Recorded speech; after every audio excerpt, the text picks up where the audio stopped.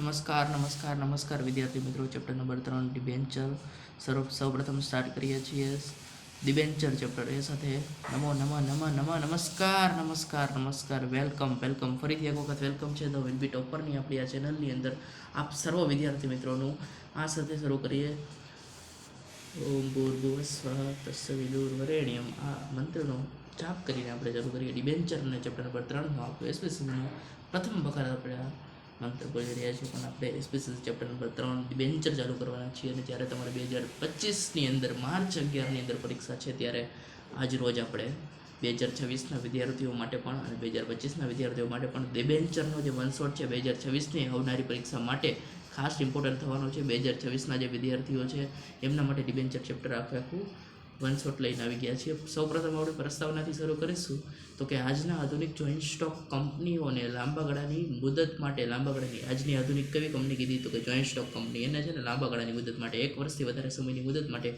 નાણાંની જરૂરિયાત છે. નાણાંની જરૂરિયાત ઊભી થતી હોય છે. નાણાંની જરૂરિયાત એટલે નાણાં જોતા હોય છે. ત્યારે કીધું કે કંપનીઓ શેર કે ડિબેન્ચર બહાર પાડી નાણાં મેળવે. કંપની શેર કે ડિબેન્ચર બહાર પાડીને નાણાં મેળવે. ડિબેન્ચર એટલે ઊંચી નીમડી. ડિબેન્ચર એ દેવું ઊભું કરતો અને દેવાનો સ્વીકાર કરતો દસ્તાવેજ છે. ડિબેન્ચર શું છે તો કે દેવું ઊભું કરતો અને દેવાનો સ્વીકાર કરતો દસ્તાવેજ છે, જે કંપનીની સામાન્ય મોહર સાથે બહાર પાડવામાં આવે. ડિબેન્ચર કંપનીની સામાન્ય મોહર સાથે બહાર પાડવામાં આવે છે અને નિશ્ચિત દરે, નક્કી કરેલા દરે અને મુદતે વ્યાજ ચૂકવવાની ખાતરી આપે છે. ડિબેન્ચર શું? નિશ્ચિત એટલે નક્કી કરેલો દર, નિશ્ચિત દર હોય અને મુદત નિશ્ચિત મુદતે, નિશ્ચિત દરે અને મુદતે વ્યાજ ચૂકવવાની ખાતરી આપે છે. આ માટે કંપની મિલકતો પર તરતો બોજ ઊભો કરે છે. આ માટે કંપની મિલકતો પર શું કરે તો કે તરતો બોજ છે ને ઊભો કરે છે. પછી ડિબેન્ચરની વ્યાખ્યા આવી ગઈ.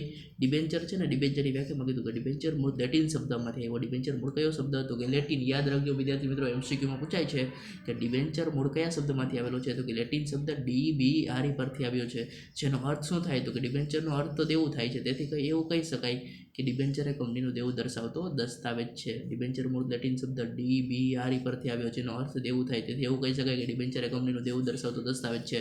પછી સર ફ્રાન્સિસ પામરે એમ આપ્યું કે ડિબેન્ચર એ કંપનીની સામાન્ય મોહરથી અંકિત થયેલો કંપનીના દેવાનો સ્વીકાર કરતો દસ્તાવેજ છે. સર ફ્રાન્સિસ પામરના મતે કે ડિબેન્ચર એ શું છે તો કે ડિબેન્ચર એ કંપનીની સામાન્ય મોહર છે ને કંપનીની સામાન્ય મોહર એનાથી અંકિત થયેલો કે ડિબેન્ચર એ કંપનીની સામાન્ય મોહરથી અંકિત થયેલો કંપનીના દેવાનો સ્વીકાર કરતો દસ્તાવેજ છે. સર ફ્રાન્સિસ પામરના મતે કે ડિબેન્ચર શું છે તો કે ડિબેન્ચર એ કંપનીની સામાન્ય મોહર હોય ને, સિક્કા, કંપનીના સિક્કા, એને કહેવાય સામાન્ય મોહર.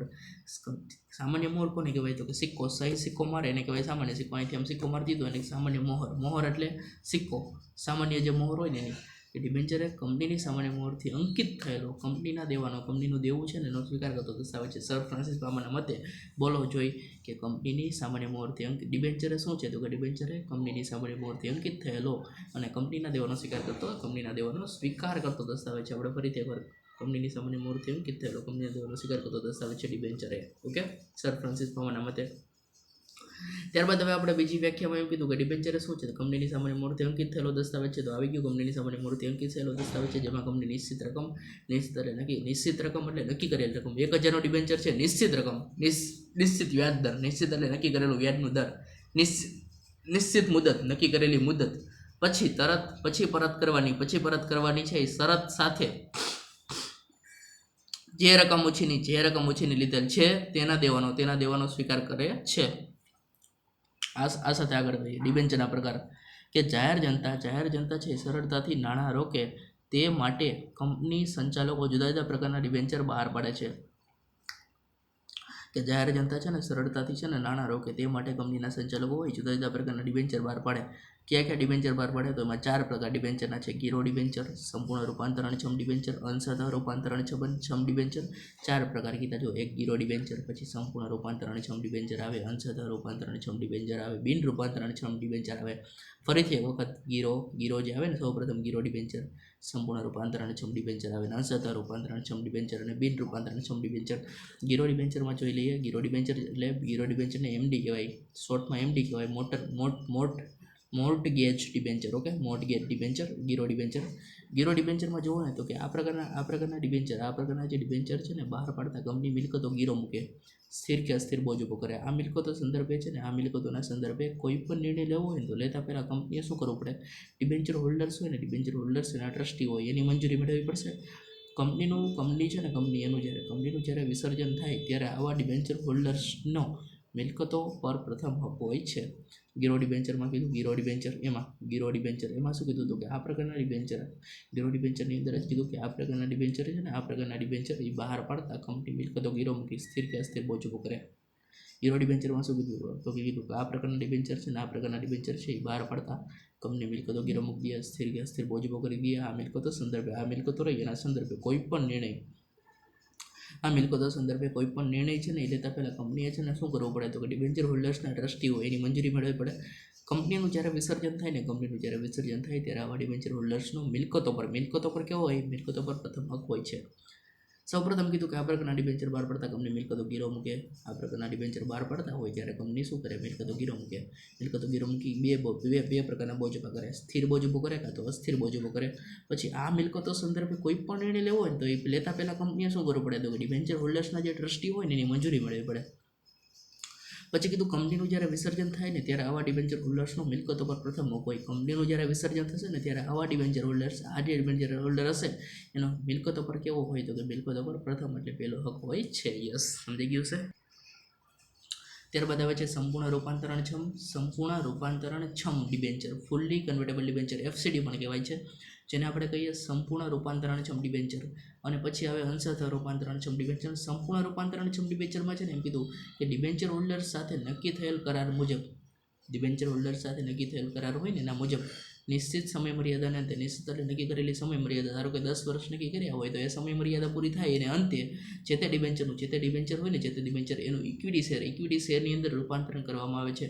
કંપની આ અગાઉ એટલે આની પહેલાં છે ને ડિબેન્ચર ધારકોને બે વિકલ્પો આપે છે. જેમાં કીધું પહેલો ડિબેન્ચરના નાણાં પરત લેવા છે. પહેલો વિકલ્પ એવો કે ડિબેન્ચરના નાણાં એ પરત લેવા છે. પહેલો કીધો કે ડિબેન્ચર એના નાણાં પરત લેવા છે. બીજું તેટલી રકમના ઇક્વિટી શેર લેવા છે. બે વિકલ્પ, પેલું ડિબેન્ચરના નાણાં પરત લેવા છે, બીજું તેટલી રકમના ઇક્વિટી શેર લેવા છે. બે વિકલ્પ, પહેલો વિકલ્પ આપ્યો ડિબેન્ચરના જે નાણાં છે ને ડિબેન્ચરના નાણાં એ પરત લેવા છે, બીજું તેટલી રકમના ઇક્વિટી શેર લેવા છે. જો ડિબેન્ચર ધારક FCD વિકલ્પ સ્વીકારે, કયો વિકલ્પ સ્વીકારે FCD એટલે ફુલ્લી કન્વર્ટેબલ ડિબેન્ચર વિકલ્પ સ્વીકારે ને તો ડિબેન્ચર ધારક તરીકેના જે હકો હોય ને એ ડિબેન્ચર ધારક તરીકેના હકો કંપની લેણદાર તરીકે સમાપ્ત થાય. ડિબેન્ચર ધારક તરીકેના હકો હશે એ કંપની લેણદાર તરીકેના એ સમાપ્ત થાય અને ઇક્વિટી શેર ધારક તરીકેના હકો એટલે માલિક તરીકેના પ્રાપ્ત થાય. ડિબેન્ચર ધારક તરીકેના હકો કેવા હોય કંપનીનો લેણદાર એ તરીકે સમાપ્ત થઈ જાય અને ઇક્વિટી શેર ધારક એટલે માલિક તરીકેના હકો પ્રાપ્ત થાય છે. અંશતઃ રૂપાંતરણક્ષમ ડિબેન્ચર, અહીં ડિબેન્ચરના બે ભાગ પાડી દેવામાં આવે. અંશતઃ રૂપાંતરણક્ષમ ડિબેન્ચરમાં છે ને પાર્ટલી કન્વર્ટેબલ ડિબેન્ચર કહેવાય, PCD, પાર્ટલી કન્વર્ટેબલ ડિબેન્ચર. અહીં ડિબેન્ચરના બે ભાગ પાડી દેવામાં આવે.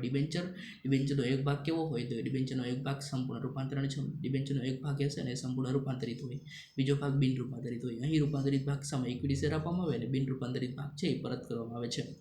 શું કીધું? અહીં ડિબેન્ચરના બે ભાગ પાડી દેવામાં આવે. જેમાં ડિબેન્ચરનો એક ભાગ કેવો હોય સંપૂર્ણ રૂપાંતરિત હોય અને બીજો ભાગ બિન રૂપાંતરિત હોય. અહીં રૂપાંતરિત ભાગ હોય ને રૂપાંતરિત ભાગ એની સામે ઇક્વિટી શેર આપવામાં આવે અને બિન રૂપાંતરિત ભાગ પરત કરવામાં આવે. ફરીથી એક વખત થઈ જાય બિન રૂપાંતરણ અંશતઃ રૂપાંતરણક્ષમ ડિબેન્ચર. અહીં ડિબેન્ચરના બે ભાગ પાડી દેવામાં આવે. બે ભાગ પાડી દેવાના, એક અહીં જેમાં ડિબેન્ચરનો એક ભાગ કેવો હોય તો કે સંપૂર્ણ રૂપાંતરિત હોય, એક ભાગ સંપૂર્ણ રૂપાંતરિત હોય, બીજો ભાગ કેવો હોય બિન રૂપાંતરિત હોય. યસ, અહીં રૂપાંતરિત ભાગ, અહીં જે રૂપાંતરિત ભાગ હોય ને એની સામે ઇક્વિટી શેર આપવામાં આવે. રૂપાંતરિત ભાગ હશે એની સામે ઇક્વિટી શેર આપી દેવાનો. રૂપાંતરિત ભાગ સામે ઇક્વિટી શેર અને બિન રૂપાંતરિત ભાગ સામે નાણાં પરત. બિન રૂપાંતરિત ભાગ છે એ બિન રૂપાંતરિત ભાગ એ પરત કરવામાં આવે. સંપૂર્ણ રૂપાંતરિત અને બિન રૂપાંતરિત, ઓકે, એવા બે ભાગ પાડવામાં આવે છે. યસ, સમજાયું? વિડીયોને લાઇક કરી દેજો વિદ્યાર્થી મિત્રો, વિડીયોને લાઇક કરી દેજો, આપણી ચેનલને સબસ્ક્રાઇબ કરી દેજો. આ સાથે આ વિડીયોનો લાઇક ટાર્ગેટ છે,